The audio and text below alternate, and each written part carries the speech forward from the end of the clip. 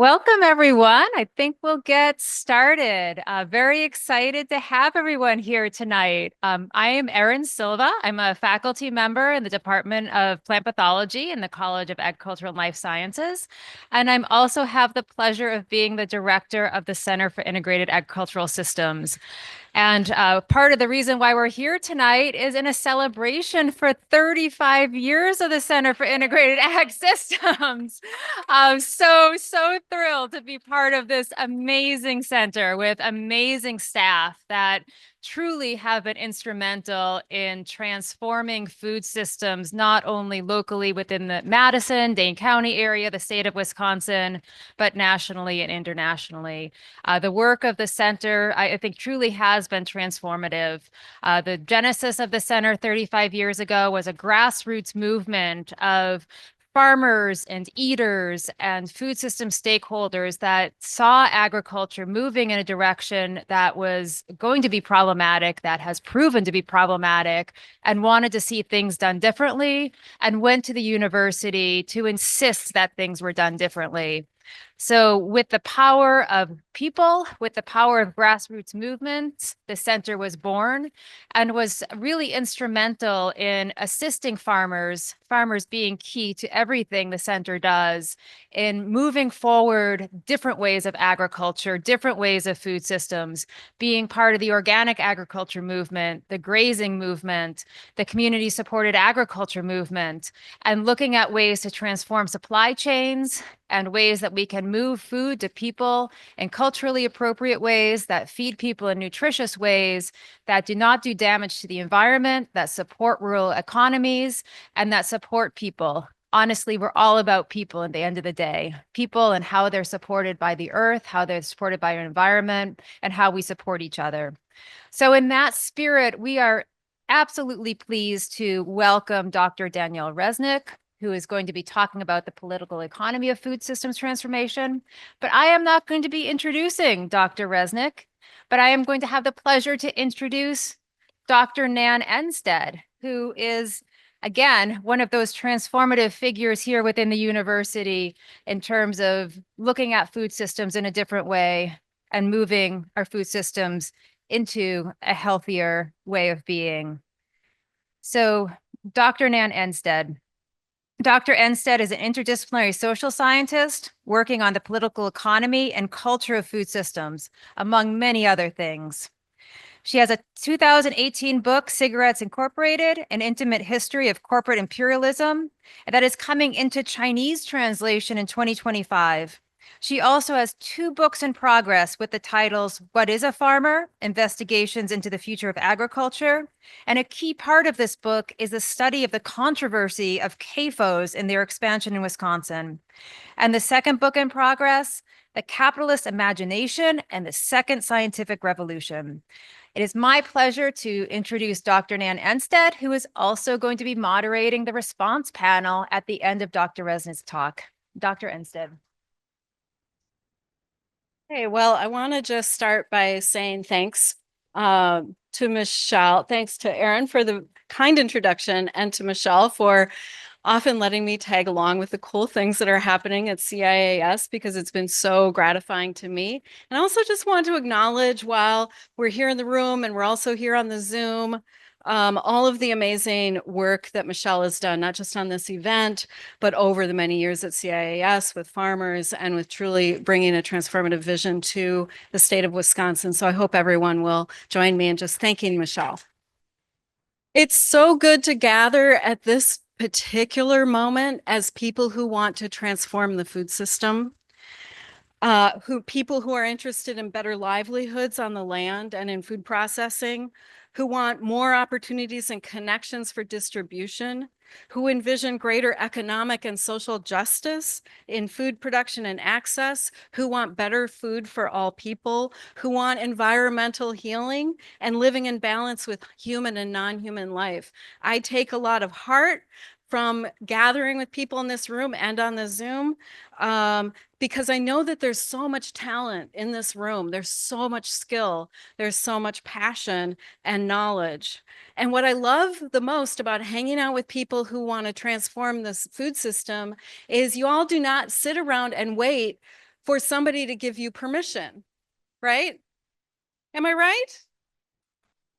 Well, you're supposed to say, no, we don't wait. Okay, so anyway, maybe I'm just wanting to have a little bit of a rally here. We're creating a new world in the shell of the old, and we're going to hear from some of you later when we have our conversation. There's 3 people on the program. Dr. Danielle Resnick is going to begin. Then we're going to have comments from Sarah Lloyd and Rick Adamski afterwards. I'm just going to introduce Dr. Resnick now. What excites me so much about Dr. Resnick's work is that she brings together political economy and policy in a really productive way. So if you're like me, you read political economy or you watch stuff on documentaries, read articles on your computer, it is super depressing to read about what a lock the US global economy has on the food system, corporate concentration, industry capture of government. There is a lot of bad news out there about political economy. Then you turn over to policy recommendations, and there are some gorgeous policy recommendations out there, right? Like a vision of a world that could be. And you're like, well, how do I get there from here, right? Do you ever have that feeling? Dr. Resnick, that's what she specializes in, is how to get us from here to there. She is a senior fellow at the International Food Policy Research Institute and a non-resident fellow at the Brookings Institution. She received her PhD from Cornell University in government, her master's in developmental studies from the London School of Economics. She's conducted analysis, policy outreach, or fieldwork in a wide range of countries, including Botswana, Burkina Faso, Ghana, India, Kenya, Malawi. I'm going to stop there. It's in alphabetical order. I'm only on the M's, but you get the idea, right? Her work has appeared in lots of journals in food policy, political studies, and development. She's co-authored or co-edited or authored many books, including The Political Economy of Food System Transformation, Pathways to Progress in a Polarized World, which came out in 2023. It's open access. I've been reading it. It's brilliant. She holds positions on the UN's high-level panel of experts on food security and nutrition for the 2024 report on strengthening urban and peri-urban food systems, and on the advisory group for the World Bank's Poverty and Equity Global Practice. So please join me in welcoming Danielle Resnick for this talk.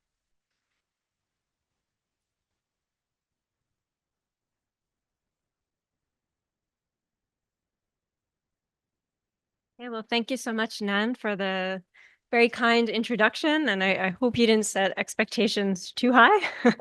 But thank you so much for all of you coming this evening as well, braving the rain, and also I know there's other maybe more attractive presenters tonight, particularly the vice president near campus. So really excited to be here tonight, especially to help celebrate the center's 35th anniversary.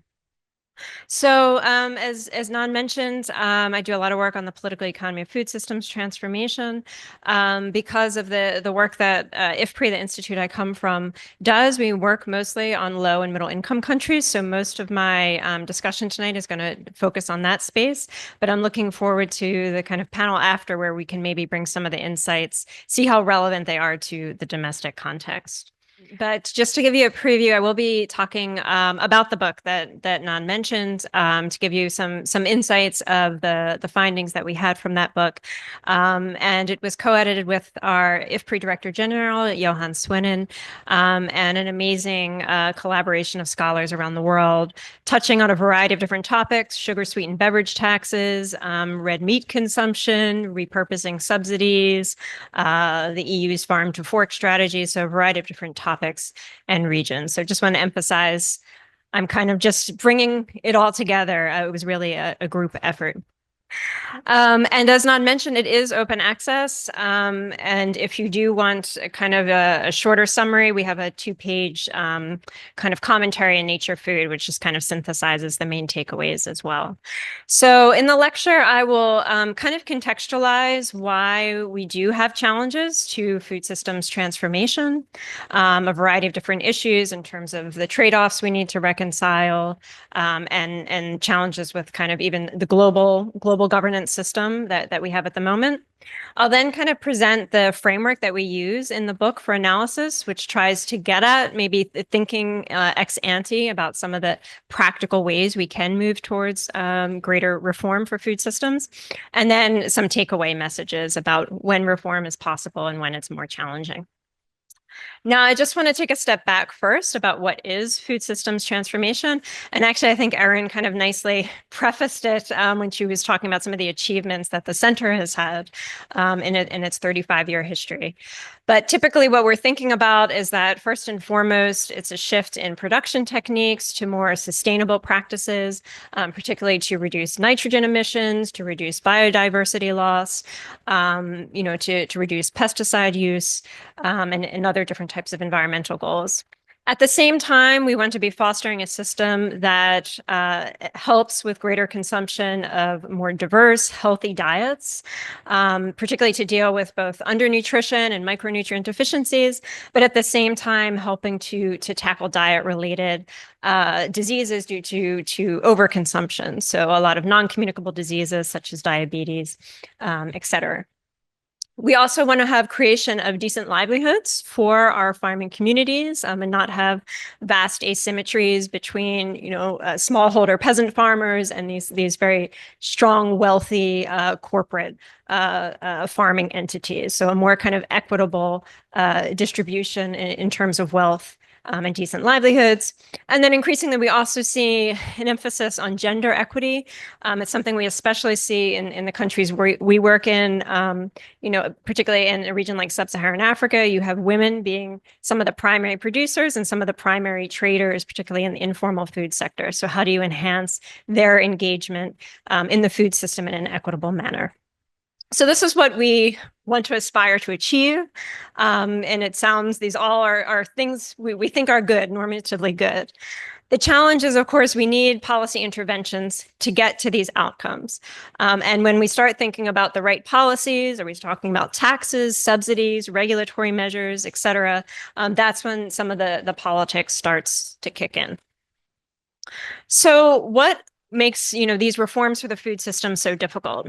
So first and foremost, with the food system agenda, as you've just seen, it's quite comprehensive and quite expansive. And as a result, we have a variety of different interest groups and actors that we need to take into consideration when we're thinking about food system pathways. So typically, and it was very simplistic, but when we would think about agriculture and political economy of agricultural policy reform, we would think about a very simplistic dichotomy between rural producers and urban consumers, and thinking about who were the winners and losers from price rises and who would benefit from price declines. We know that that's not how the world works. And with the food system agenda, we don't just have to think about many more actors along the value chain, from consumers to distributors to wholesalers, retailers, but also think about other entities you may not normally think about, banks, insurance companies, for instance.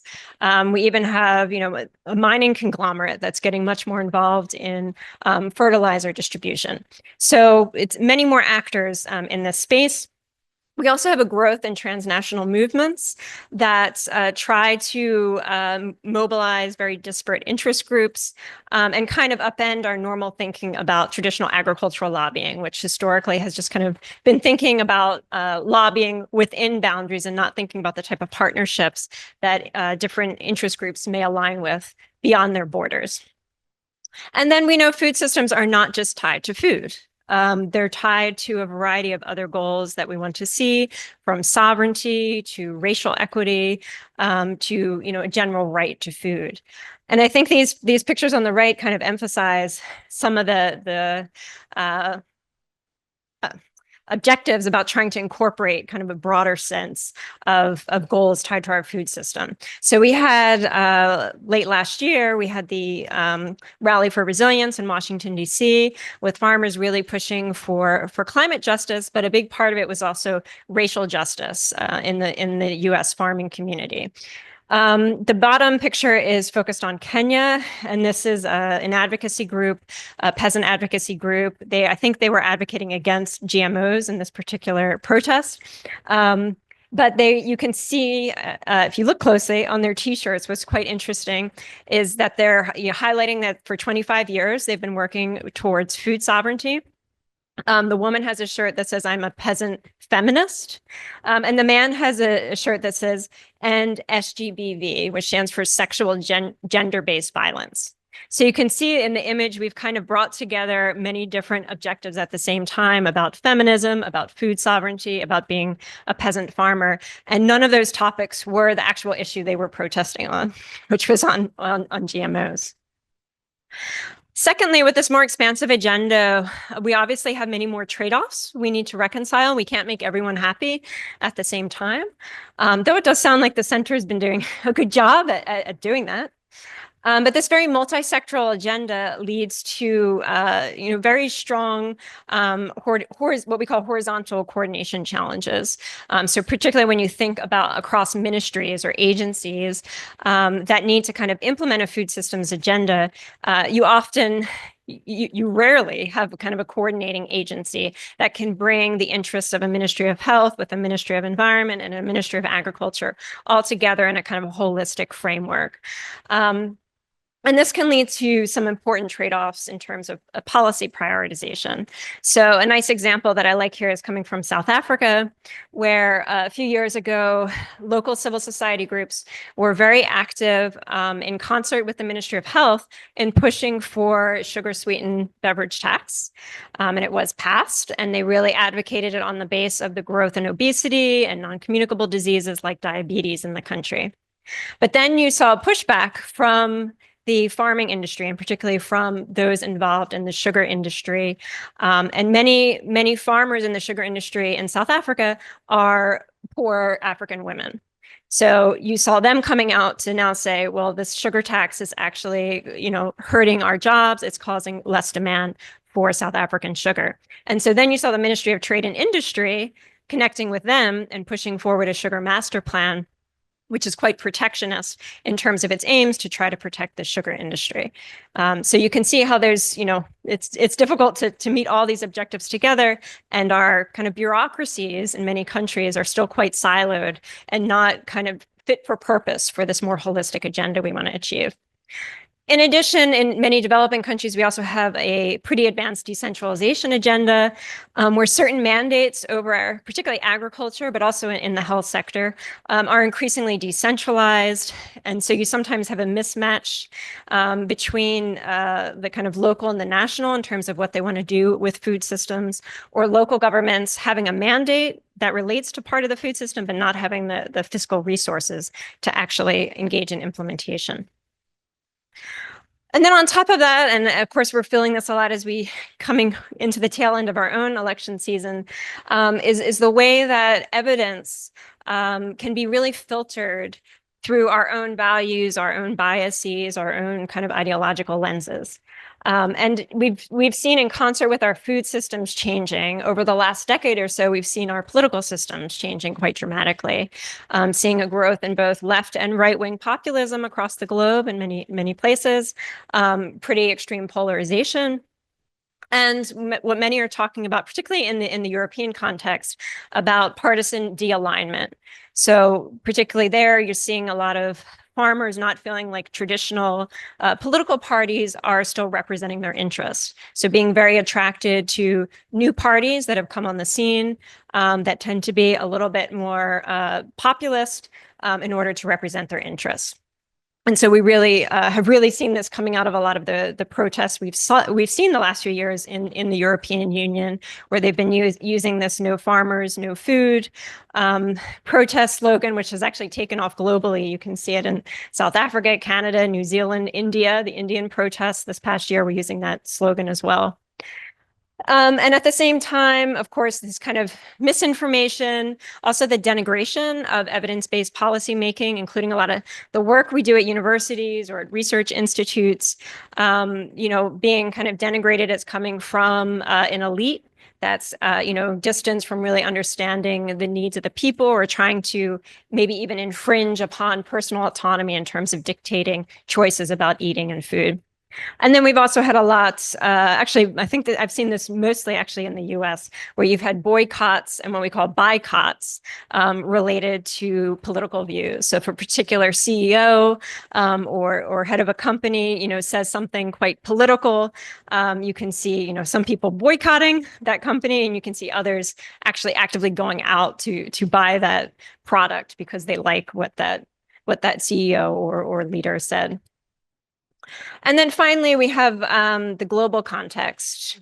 But just to preview what's up there, in terms of the global context as well, we have a number of structural inequalities with the global system, and this was referred to in the introduction, where we have a corporate concentration for the global agri-food systems. We have about 4 companies that control about 70 to 80% of our global grain trade, these ABCD companies. And we also have this high concentration as well in terms of agrochemicals and veterinary vaccines. So this is highlighting on the right what I was just saying about this kind of global concentration. This is coming from HPzYQspM. They do some really great work in infographics, showing the degree of concentration in different elements of the food system. On top of that, on top of some of these kind of structural inequalities we see in the agri-food chains, we also have. Thank you. Appreciate that. We'll try. Thank you. On the global governance scale, we also facing what many perceive as a legitimacy crisis with regards to multilateralism. If you think about the WTO not really having an effective appellate body for many years, actually since the Obama administration, and really kind of deadlocked with the Doha agriculture agenda. We obviously have a number of different geopolitical factors at the moment that hinder collaboration. And we're seeing the rise of a number of kind of economic and regional groupings that have their own agriculture and food systems agendas. So we don't just have the BRICS now, we have BRICS Plus. We don't just have G20, we have G21, and with the whole continent of Africa on the African Union Incorporated. And so we're having these kind of, multiple and duplicative entities on the global governance front. And to kind of counteract this, we've seen what others are calling the rise in multi-stakeholderism. And this is where you have convenings where, instead of relying on governments to take action, you're engaging with a broader set of civil society actors, those in the private sector, academics, coming together to kind of discuss what are some of the bottlenecks in the food system. And the UN's Food Systems Summit in 2021, the UN FSS, was seen as a quintessential example of this kind of new modality. Now, of course, that type of modality is much more inclusive, but the trade-off is it doesn't really obligate any kind of government action, right? Because it's not about intergovernmental commitments. So this is batteries seem to work. So this is the context in which we kind of pursued our book to try to better understand what some of the barriers are. But of course, as Nan was saying, we also want to be kind of proactive and think about what are some options there. So kind of coming out from all the case studies in this book, we kind of saw 4 key dimensions or domains that are critical to take into account when you're thinking about the opportunities, the pathways for reform. So first and foremost is thinking about the incentive structures for reforms. Thinking about the costs and the benefits of a particular policy instrument, but also the salience of a particular instrument. So this topic of salience kind of refers to, does it resonate with you? Is it something that you understand? And one example that comes out of the book is kind of the difference between taxes and regulation. So, with a tax, you may kind of understand how that's going to personally affect you economically, but a regulation on a business, it may be a few more steps, cognitive steps involved for you to figure out how is that going to affect my household, my purchasing power. For you to determine whether you might be a winner or a loser from this policy instrument. Assessing these costs and benefits and the salience helps us determine what our interests are in terms of which types of policy we may support or oppose. But in addition, as we were just alluding to, we know that ideas also play a part. We don't just assess everything from a materialist perception. We also have, our own values in the way that we think about policies. And then we also have to think about the institutions that are out there, whether they're multilateral institutions, parliamentary institutions, farmers organizations, which are a type of institution, how those types of institutions aggregate different voices and may exclude others. So who gets to come to the table and who gets to have a say can often be filtered through the institutions that we have. So collectively thinking about what the incentive structures are for reform that's on the table also helps us kind of recognize who may have power and agency to actually mobilize for or against a particular policy. And so that kind of takes us to our second box up on the right-hand corner. And so we see in our different case studies a variety of strategies that are used for mobilization, both by proponents of food systems transformation and those who oppose it. One of the most powerful ones we see are coalitions, both kind of domestic coalitions, but transnational coalitions in favor of a particular reform. We have the example, as you'll see on the next screen, of transnational coalitions, particularly with the Bloomberg Foundation, for instance, has been very active across the world and kind of pushing with local advocates, like the South Africa example I gave you, on sugar-sweetened beverage taxes. The map didn't come out great, but you can see some of the countries there where they're very active: Mexico, South Africa, India, Peru, etc. So in terms of creating kind of coalitions, transnational coalitions, that's kind of a good example that comes through our cases. Another is using PR campaigns. So like the Environmental Working Group, really getting a lot of mileage out of its annual Dirty Dozen report, in which they highlight, which top 12 products are most affected by pesticide residue. And then they highlight which are the clean 15, which, are seen to be safer to eat. So that's been a very effective PR topic in terms of, increasing consumer awareness about the value of organic foods. Another key tactic that we see that we use for mobilization or use against reforms is, of course, protests. This is kind of the most obvious one that we see a lot. And this is taking data that comes from ACLA. This is the Armed Conflict and Local Event Database. And it's mapping the number of protests that we have seen globally over the last decade, and then isolates ones that were by farmers, which are highlighted in the gray bars. So a little bit difficult to read here, but it's coming up to, as of 2024, it's coming up to about 6,000 incidences of farmer protests. Now, there's been more protests in general across the world. So the dotted line is kind of showing farmer protests as a share of total protests. What you can see is in the last year, it has skyrocketed in terms of farmers being active on the streets. And then the green bars is indicating the number of protests that were related to being actually against climate-related measures. And so that corresponds to the right-hand axis. And that as well, you've seen really increase.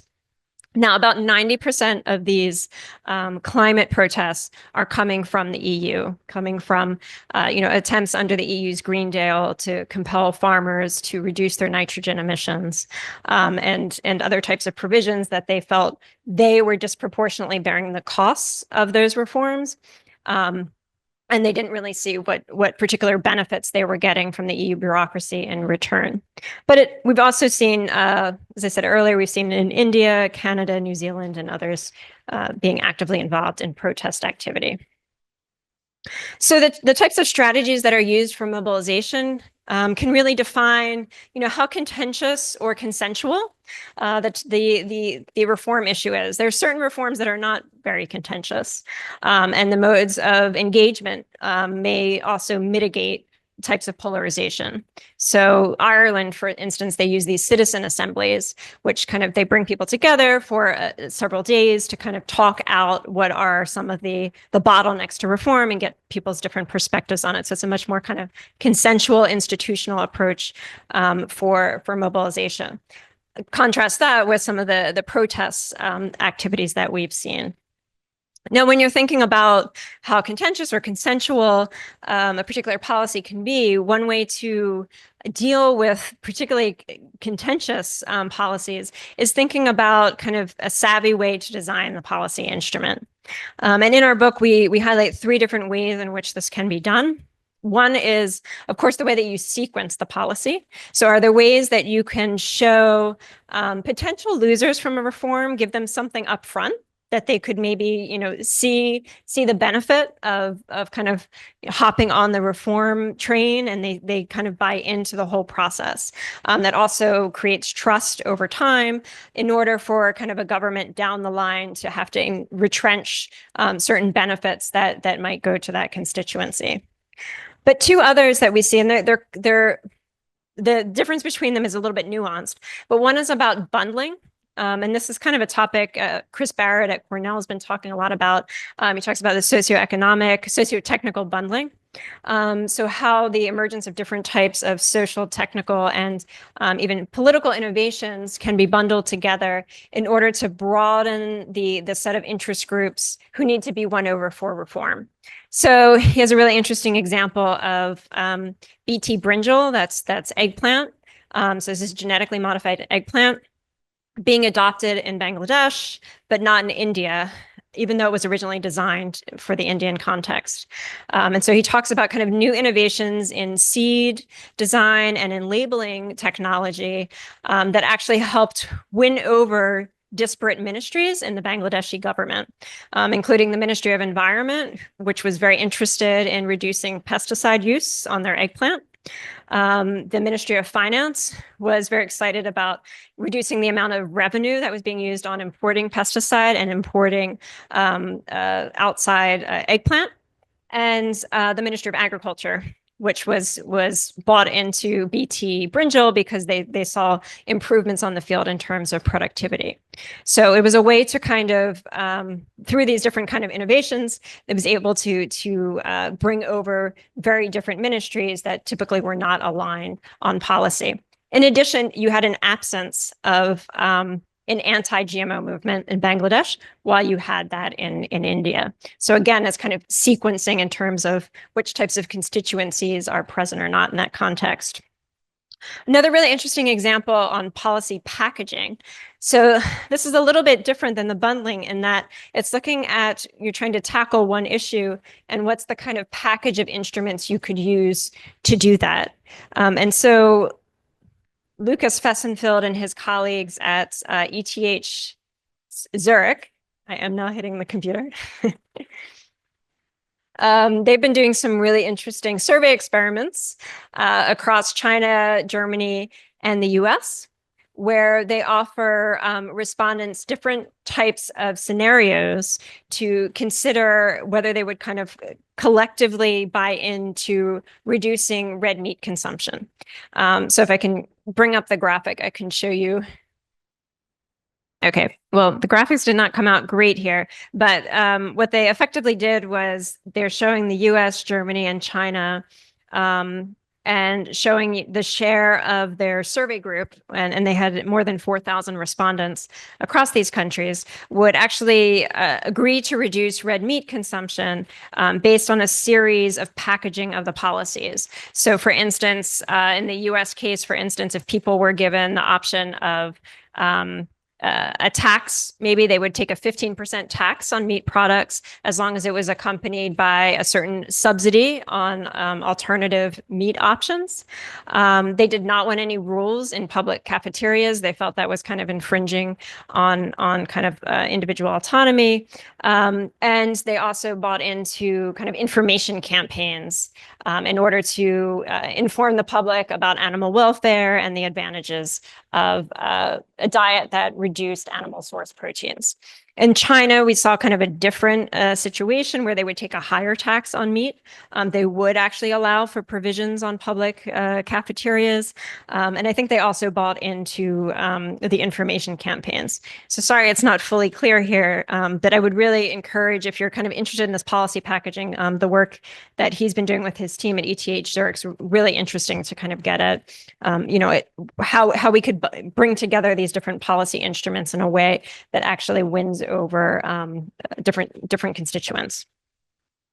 Now, one of the issues you may be thinking about if you're engaging in bundling and packaging, for instance, is that the benefit of this is that you're bringing over, very different groups, you're bringing them together into a kind of a pro-reform coalition. The downside of that is that you create path dependencies, because in order to change the policy down the line, if something changes, is that you now need to get all these different interest groups back on board. You have to now kind of offer them all concessions. And I think a very good example of that is the US Farm Bill. And I'm not sure if this works again. You can just, go to the next slide, which we know is very topical right now. It's been renewed 18 times. Back a slide to the Farm Bill, It's it's kind of been in the process of renewal when it expires at the end of this fiscal year. And we know that over time, more and more coalitions have been brought onto this bill, because in the mid-70s, we brought a nutrition component onto the Farm Bill. We now have the Supplemental Nutrition Assistance Program, SNAP. That's kind of one of the biggest components of the program. And, unusually, we have kind of a social welfare program that's under the USDA instead of under the Department of Health and Human Resources, which most of our other social protection programs are. And of course, we have Democrats tend to be very supportive of the SNAP. Republicans tend to be very supportive of the subsidies that particularly go to farmers, particularly on the crop insurance side. We also have the Food for Peace element that's supposed to be authorized in the Farm Bill, and that's our kind of humanitarian aid component to go to countries that are in conflict. And this is very contentious this year as well, because over the last decade or so, we've moved away from making people in conflict hotspots have to buy American food aid and giving them vouchers to buy locally if it's available, therefore kind of boosting their local communities. There's a push to go back to sourcing food almost exclusively from US farmers again. So you now have kind of a variety of different constituencies whose interests are kind of embedded around this Farm Bill, which increasingly, as you can see, it's grown tremendously over the years, because you need to keep kind of log rolling to create this kind of omnibus coalition. So just to conclude, there's a variety of lessons that come out of our book. Actually, we missed going back here. The last part of this, we talked about the path dependencies, and then we have this last part on adaptation of food system policies. So even when we have path dependencies, we do have moments where we see change. We do have critical junctures. We have a change in political administration, or we have a food safety scare.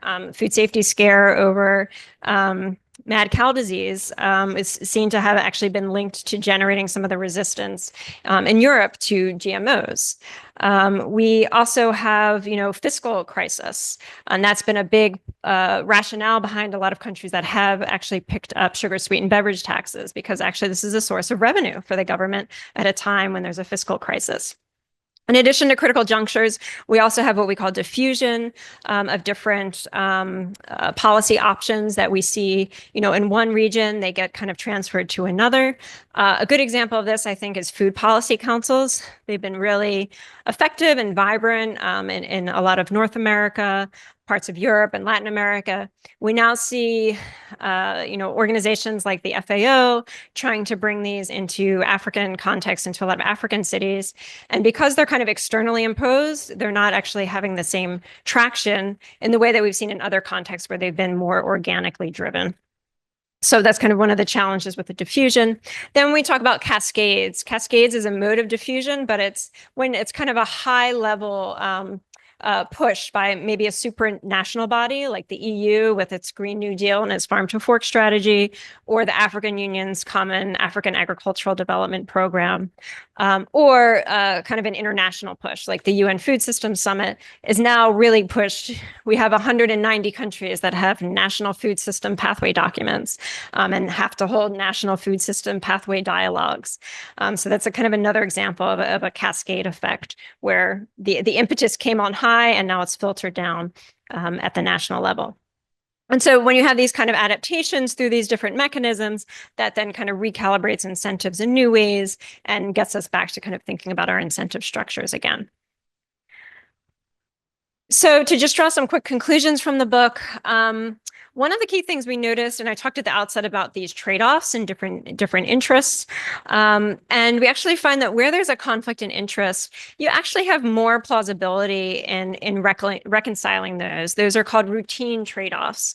So if you have an opposition to a sugar-sweetened beverage tax, by a corporation, you may give them, a sunset clause. You may say, okay, well, you have 2 years, to adapt to the new structure, to try to buy them off, for instance. But it's much harder to get policy reform around issues where you have kind of a value issue. And we call this a tragic trade-off, where even, no matter how much information you may have, or how many concessions you're willing to give, it just doesn't resonate with the values of a particular constituency group. And we see this pretty strongly around GMOs, maybe not as strongly in the US as we see it in other countries, particularly in the EU. And in Africa, this is becoming really contentious because there's so much dependence on the EU export market by African smallholders. And some countries do want to go to GM food commercialization and others don't. And because borders are so porous in the region, there's concerns about externalities across borders if one country adopts. So you have kind of in Ghana, you have an example where they've been, saying these are dangerous. You're going to make Ghanaians poor. In Kenya, where you've seen this protest where they're really saying this is necessary for our food security. And this particularly was after the Ukraine invasion of the Ukraine, when there was a real issue in terms of Kenya and other African countries getting access to grain. And there was a discussion about could GMOs be an option for that. In addition, we see that coalitions are quite powerful in terms of getting reform, but sometimes they can really calcify, as the example of the US Farm Bill shows us. And then sometimes you can see them really fracture, especially when you have these strange bedfellow coalitions. When you have groups come together, they favor similar policies, but for different reasons.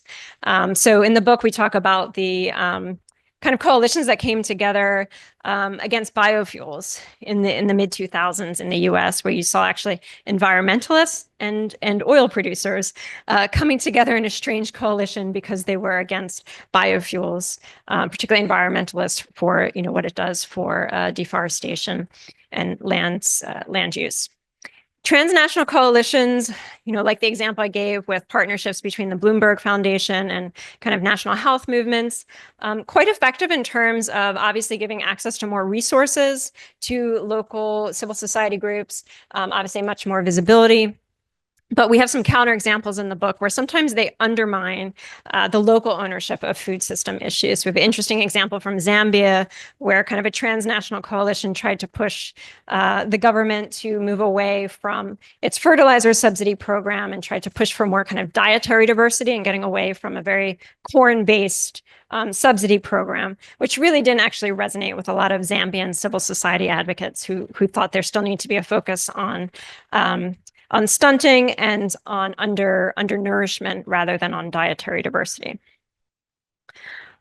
And then, as I talked about, you can have kind of reconciliation of these divergent policy preferences through, some of these savvy design options like the packaging and the bundling.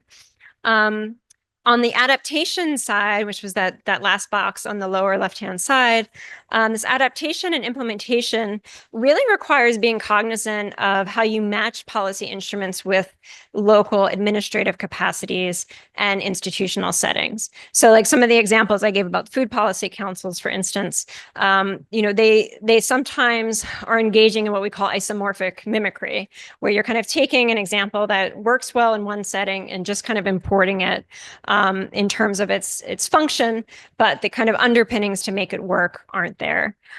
We also see this with like the EU farm to fork strategy. There was kind of an adoption of a strategy to even make access to the common agricultural policy subsidies for farmers contingent on adopting the strategy and the different green goals. But actually, the EU didn't have the legal provisions to compel compliance of its member states to engage in the strategy. So it was another example of kind of a mismatch between ambition and the reality in terms of the institutional setup.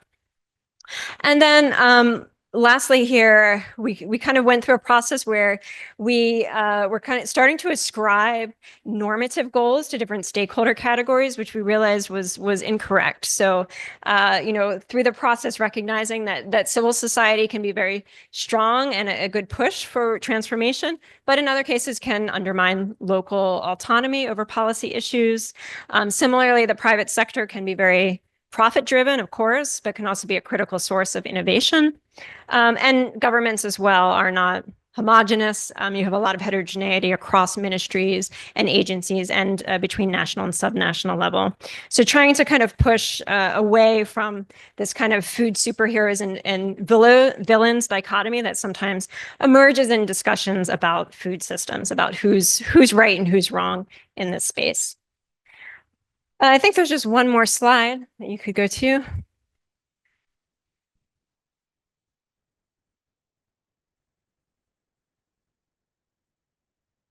And so coming out of the book, we have a few things we think are really deserving of more attention. Particularly how you generate citizen trust in reforms that have intertemporal trade-offs.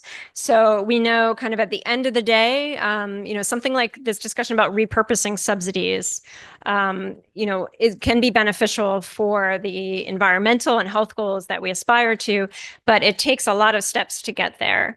And so how do you generate trust that, what government wants to do today is actually going to lead to that, inspirational vision that may not only emerge within 20 years, for instance. So how do you kind of build that citizen trust in government? Where have we seen that trust? How do you build politically influential constituencies for low visibility reforms? And this is, again, more relevant in our kind of low income context, where we continuously are saying governments need to invest in agricultural research and development, get away from too much in fertilizer subsidies, for instance. And it kind of falls on deaf ears because it's hard for the public to see the benefits of ag R&D in the short-termism of an electoral cycle. They're much more interested in the handouts that they can get today in terms of subsidies. And then finally, pushing more on kind of looking at the intersection between international and domestic political economy issues. We have a lot of topics that have cross-jurisdictional impacts. One example is the EU's green policies, how that affects African exports. Currently, there's a lot of debate about the EU has a deforestation policy it's pushing forward that doesn't allow imports of things like cocoa or coffee if it's been done on deforested land. So it's now kind of pushing African smallholders to now go out and kind of geocode their lands and show that it was not done on deforested land. So it's kind of putting another kind of administrative burden on quite poor farmers and generating a lot of kind of concern about whether the climate goals are sometimes undermining the development goals. So the last slide just wants to thank you for your time. Also to highlight that, as I said, this was a collaborative effort with more than a dozen different partners from around the world working on these different issues. So thanks for your patience, particularly with the technical issues, and looking forward to hearing from Sarah and Rick.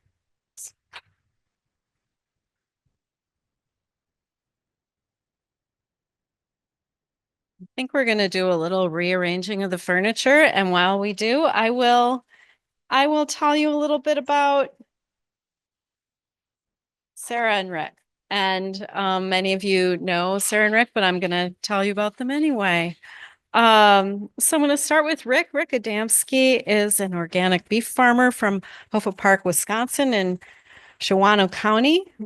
Rick has been a real hero for CIAS. He served 2 stints on the CIAS Citizen Advisory Council, first from 1996 to 2001, representing dairy grazers, and then as chair from 2009 to 2017, representing beef farmers. He's studied soil science at UW-Stevens Point. He and his wife, Dan Chon, how do you say the last name of your wife? D'Antoine. Val D'Antoine, sorry, received Organic Farmer of the Year award from Marble Seed in February of 2024.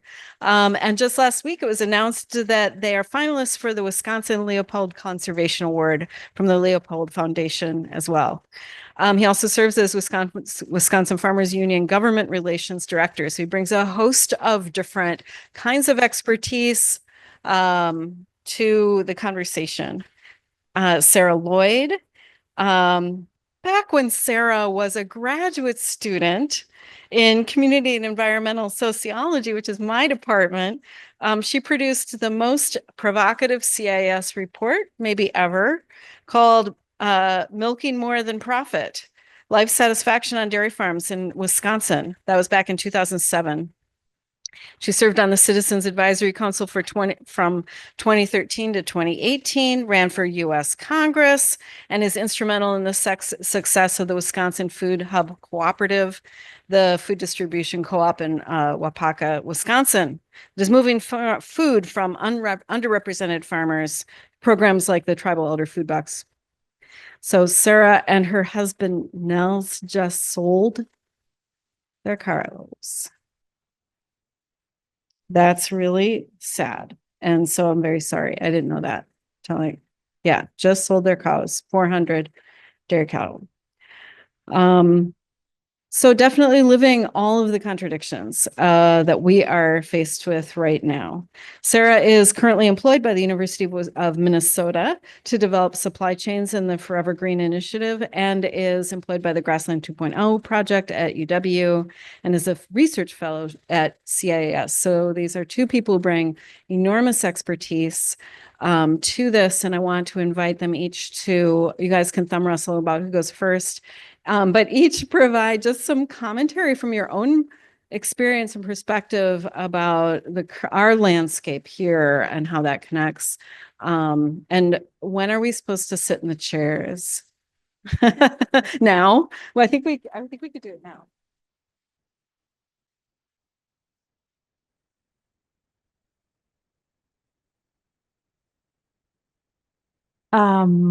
Great to be here. Thanks for the invitation. Thanks for the nice intro, and really appreciated your work. And I was kind of cramming your book today, thinking, oh, I better say something smart. But it was very clearly presented. And I guess I was thinking a lot about this role of coalition building and tactics. And as someone who has come out of the activist and remains in the activist community, but also is intrigued by kind of understanding how we can make sure farmers' voices are being heard, how communities' voices are being heard, so that we can build livelihoods. I think about the European farmers, and I'm always a little bit jealous that we're not taking our manure spreaders up to the front of the Capitol steps and really showing the politicians like what we think about some of these policies or the lack of policies. And so I was a little bit intrigued by, kind of the performative nature of pushing the vision of what we want the world to be, but doing it in a way to get people's attention, because that's kind of the other thing is of, how are we building narratives about the future of farming, the future of rural community, the future of eaters, and the kind of rural urban connections, and that it seems very difficult in the US context and even the Wisconsin context to have a consistent conversation because we can't keep each other's attention long enough to wrestle out the complexities. Like, I was also intrigued by the Irish example you gave of these sort of talking it out. So these are all the things that are going around in my brain, but I do appreciate a good protest and its ability to get people's attention. And so I think that in the work that we're all doing together here in our communities, in the state, the national, and how we fit in the global, maybe we just need to have a protest team that works on all the creative ways that we can make sure that the conversations that have to be had are being had. So, but that was what I was thinking about when you were talking. So thank you. It's hard to follow, Sarah. It's hard to follow Danielle as well. I too appreciate the opportunity to be here today. Thank you for inviting me, and want to provide some, I guess, my perspective has to do with how farmers can actually make a living, and it's certainly a struggle, irregardless of the size, the scale of the farm. Even the largest farms. I remember Gene Logstead writing years ago about the last two farmers, and one guy was Marvin Grabacre, and both of them were arguing over who was going to buy the most land, and both of their wives have to work off of the farm to pay for the health insurance. And so these realities of livelihood are the same whether we're dealing with 5-acre CSA farms or 5,000-acre grain farms. And we often don't see the coalition opportunities that we have because we are so siloed, so busy working our own livelihoods, operating a farm, a business, and maintaining family relationships in these businesses. It's incredibly complex. And so I think we get into ruts.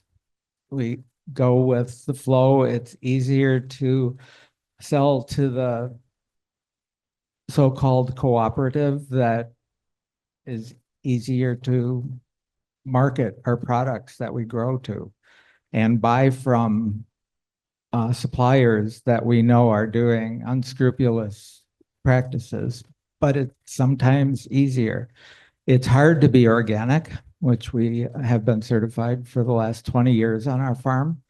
It takes a determination that's beyond many after what I just explained about the complexities of life. And it's not easy because we are pitted against each other in this competitive individualist society, and we don't have a sense of community, unlike what I grew up with, unlike my Polish immigrant ancestors who were literally secluded from the German immigrant ancestors to our west and the Norwegian farmers to the east of us. So there was some interaction, but it was limited. It certainly was amongst what they considered to be like, and let alone go talk with our consumers. Oh my gosh, that's altogether different. And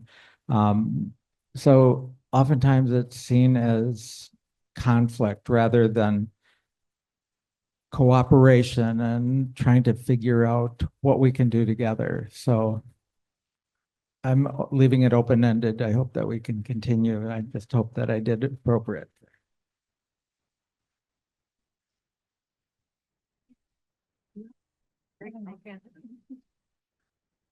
Well, no, I mean, these are great comments, I think, both on the kind of coalition side. And it's true that the Irish one takes a lot of time. So that is the trade-off. I think for both interventions, I mean, one thing we were talking about earlier today with someone else was kind of the power of network mapping to kind of see who your allies could be in the space. So maybe it's not other farmers, maybe it is consumers, right, that you can be allying with. But I think the key thing is having something specific that you're, working towards tends to make it more successful in terms of the outcome that you want to see. And I think that's also true in terms of the protests, right? I mean, it's the performative nature is very strong in terms of the getting the tractors out with the Europeans. But it was most impactful, I think, because of a sense that there was a kind of, whether real or not, perception of a kind of divorced, distant kind of EU bureaucracy imposing these rules on farmers, a lot of them smallholders experiencing the challenges that you're talking about as well. So, feeling that they need to bear the cost of the transition and not really seeing where the benefits to them personally are. So I think having kind of clear targets and goals with what coalition building or protest is one of the success elements that you need there. It occurs to me that both of these things were in the mobilization box, right? The issue of voice, having a voice that's heard, and coalition and community, and being able to come together. These were both in that second box, right? And I am really struck by that I feel like that's the space I'm often thinking about, is how do we get a narrative? How do we get ourselves together? How do we get ourselves heard? How do we create more synergies? And what your work, Danielle, really made me think about was like, well, what is that landscape that we're in that in Wisconsin can feel very intractable, right? Of kind of an absent or some policy vacuums or some policy, I don't know if it's a bottleneck, it's like sort of a roadblock. And I wonder if you could talk a little bit about that, or if we could get some thoughts from the audience too about how do we make our organizing and our mobilization and our communities more effective in the kinds of policy vacuums that we have. And one thing that I thought about was we have some really great lawyers groups in Wisconsin. I didn't hear about that in your thing. So that, I guess that would be one of my questions, is like, we have Midwest Environmental Advocates that's been really involved in working with communities of small farmers in various ways. And I wonder if you could talk about sort of any insights that you have about kind of helping us get connected outside of the second box into some of these other boxes.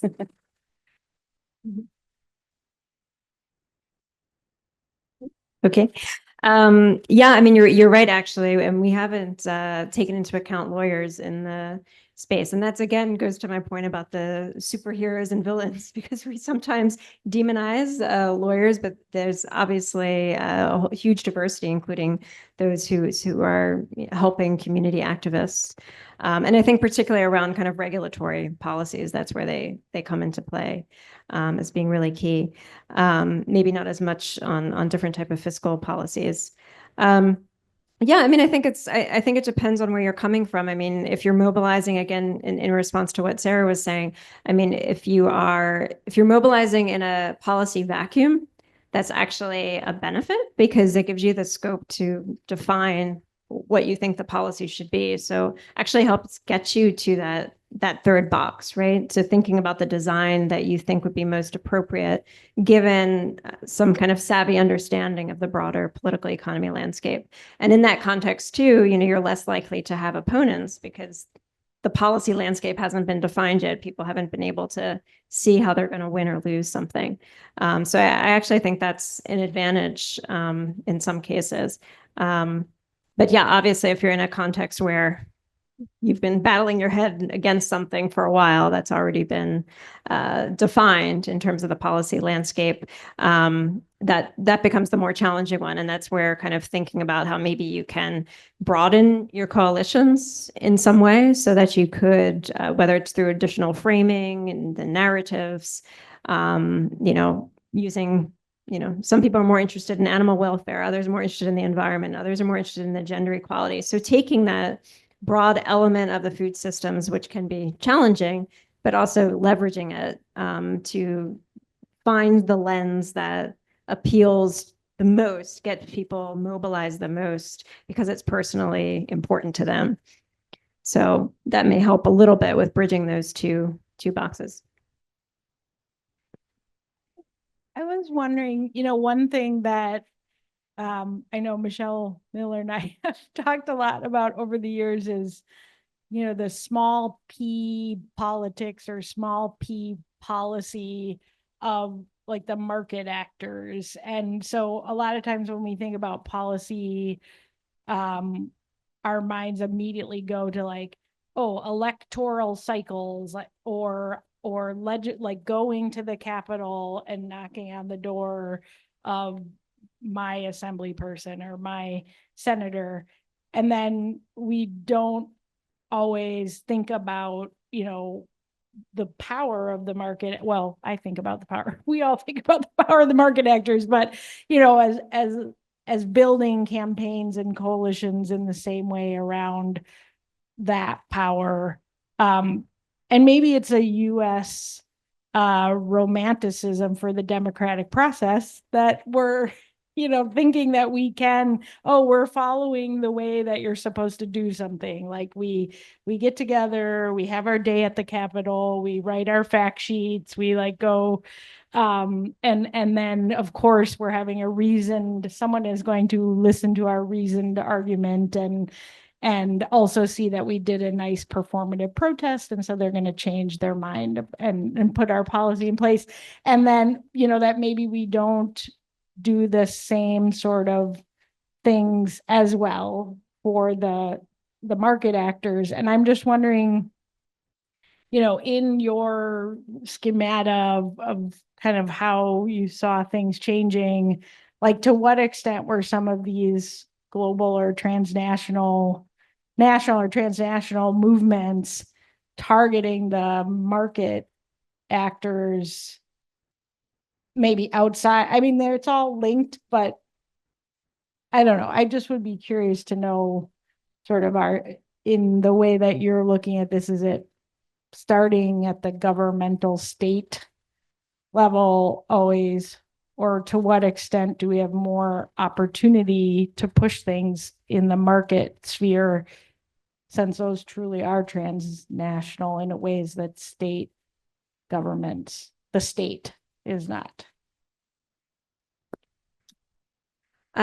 Yeah, that's a great point. And the short answer is I don't think we took it enough into account. I do think we focus more on the domestic or the transnational movements vis-a-vis what they're trying to change on the state policy and government policy side. And often, pitting themselves against other types of market actors in order to get that change from the state. So like the sugar sweetened beverage tax example is a very good, example of that, where you saw transnationalism, with health and nutrition movements, working with ministries of finance, for instance, and creating a very antagonistic environment with obviously the beverage industries, like Pepsi and Coca-Cola, for instance. So no type of attempt to kind of figure out, is there a more consensual approach to engaging? It's hard when you have so much